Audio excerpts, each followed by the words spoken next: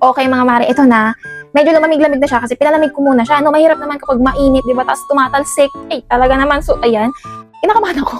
This is the moment of the truth. Ayan.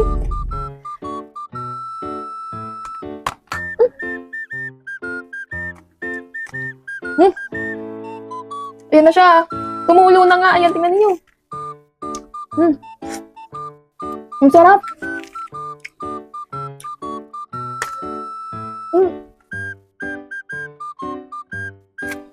Hindi siya tumatalsik pero ayan, tingnan niyo. Tumulo. So, grabe. Mag-try pa tayo ng isa. Gusto ko yung tumatalsik. Asa na yun? Gusto ko matalsikan. Ito, try natin to. And in fairness, super cheesy niya and ang sarap. Yun nga lang, mahal. Maharlika. Grabe.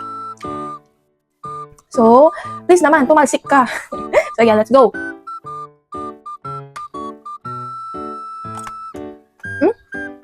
Ano siya tumatalsik?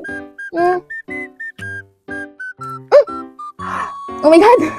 Ayun na, tumalsik. Wait.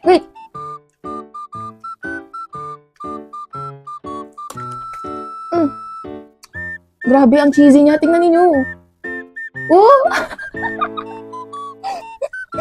Grabe. So, dito tayo mag-try. Grabe. Super cheesy niya and ang sarap. So, 4 cheese siya. So, ibig sabihin, 4 types of cheese na nandito sa sausage na to. Ayan.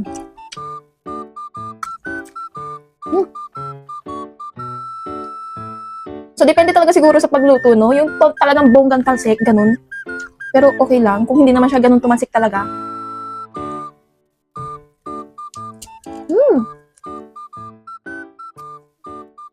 Grabe. Ang super cheese. Tingnan ninyo. Ang sarap niya. Parang gusto ko siyang iulam sa kanin. Grabe. Uncle Boss sausage now, itlog talaga later. Kasi sa sobrang mahal. Pero okay naman, worth it naman kasi ang sarap niya. So, ayun mare ko, no, napatalsik ko naman siya kaso hindi naman siya sa mukha ko. So, okay lang kasi kung sa mukha ko siya tumasik, grabe. Malagkit siya. And masarap. So, ayun lang. At least na-try ko na si Uncle Boss sausage mare ko and tumalsik naman siya. All in all, okay na ako doon. So, ayun lang for today's video. Bye!